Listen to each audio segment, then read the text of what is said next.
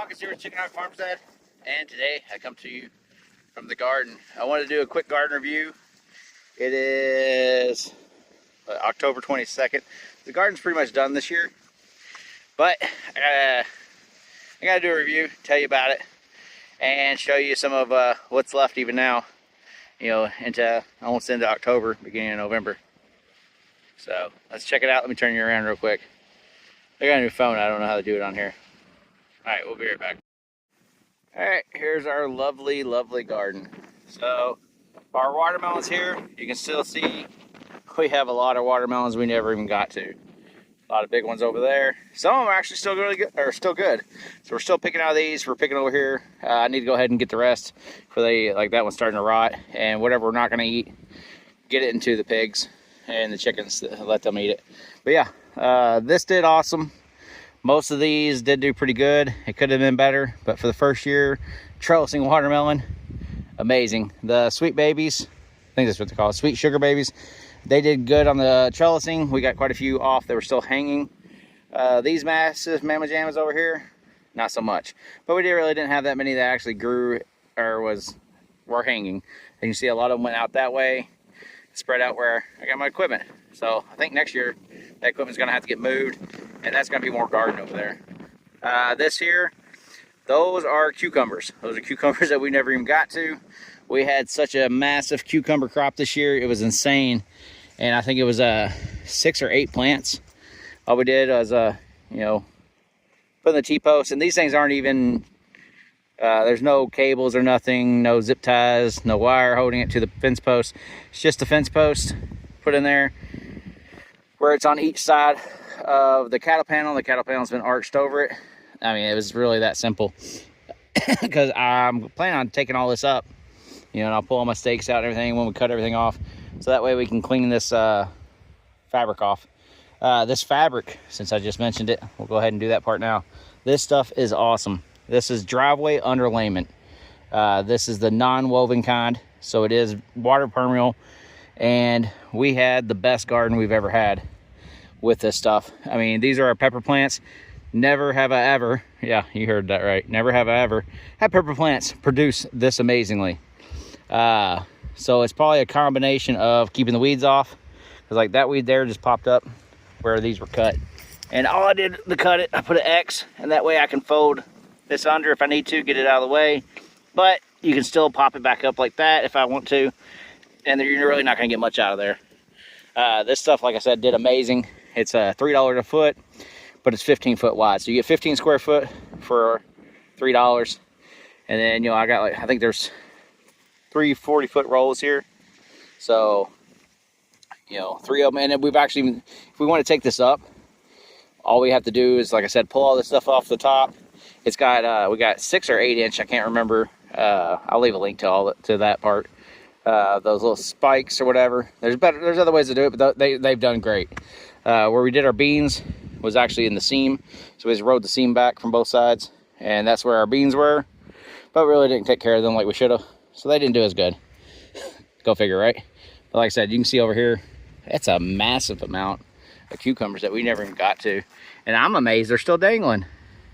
They're still holding on. These need to be all collected up and thrown to the animals as well.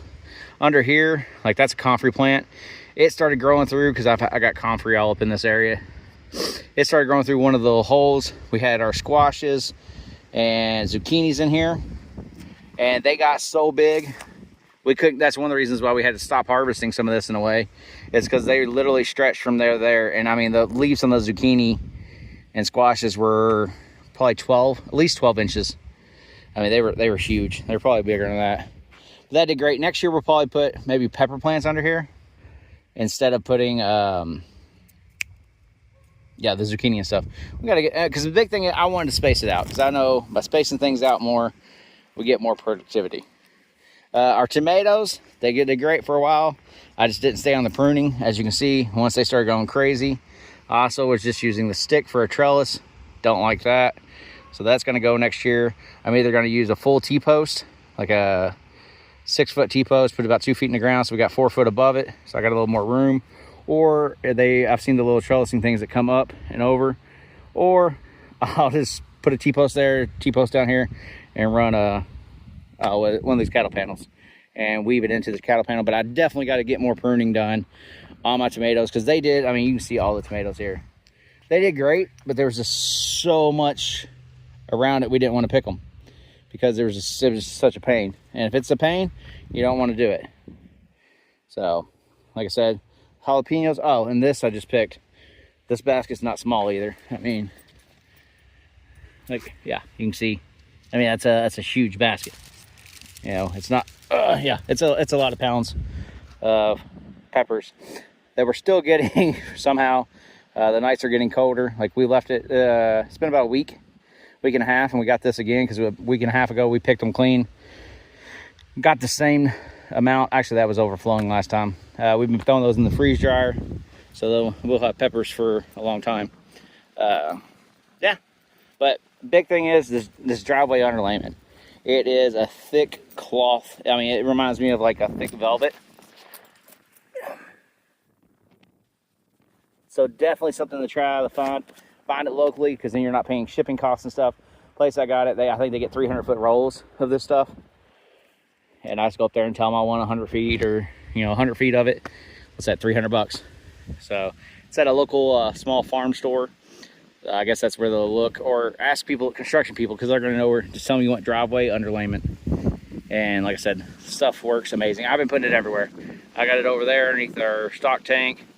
I got it underneath our solar panels. The kids' playground. I'll show you real quick of the kids' playground as we're walking in. These are a different kind. I don't really care for those peppers that much, and most of those are split, so that's why they're all sitting there. They do look like little cherries though on there. And I mean, there's still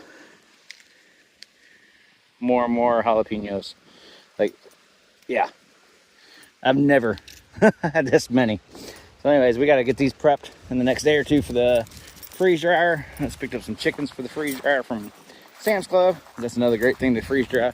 But yeah, check this out. That's the same stuff. Kids' playground. Now, no mowing, no weed eating, none of that stuff. They just have an awesome little surface there. We got the railroad ties around it, and we just rolled the railroad tie off, put it under there, unrolled it, took 2 cloths, staked in the middle. Yeah, use it again here. Solar panels. So I'm definitely strongly say check that stuff out, because the garden and all the other places you're going to end up using it, you're going to want it. So, all right, like, share, and subscribe. Let's see how this thing turns out over the winter, because like I said, we plan on clearing all that off, and I'll use a leaf blower or whatever, and a broom or something to get all that other stuff to take off, because you don't want nothing on top of there, because then it's going to give a place for stuff to grow through. But like I said, if we want, we could actually roll that up and then unroll it. And oh, that was the other thing though. This amazing garden wasn't just from that. This here is a bioreactor compost, Johnson Sioux stylish. I guess it's on a 1.5 years now. And I mean, this thing, when it started, it was full. I mean, I started, it was up to here. After the first year, I want to say it was down to about here.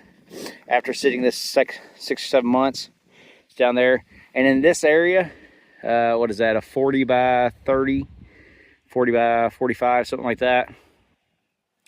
At the beginning of the year, season or whatever, spring, I tilled it all up. I had that stuff out. When I was tilling it up though, I threw 3 or 4 buckets of this stuff in there. I threw 3 or 4 buckets of biochar in there. It got all tilled in. And we tarped it basically with that stuff, because that just gives you a protective layer on top. And we did have a nice winter or spring this year though. We had quite a bit of rain, but I think July and August or something, they said we got like no rain for a month. We never watered this garden once, and it did amazing. And I think it's between all the different things we added this year, and then that driveway underlayment being on top, keeping keeping the evaporation from happening off the soil. It's just a really good thick block. So, all right, like I said, like, share, and subscribe. Happy gardening. Have a good one.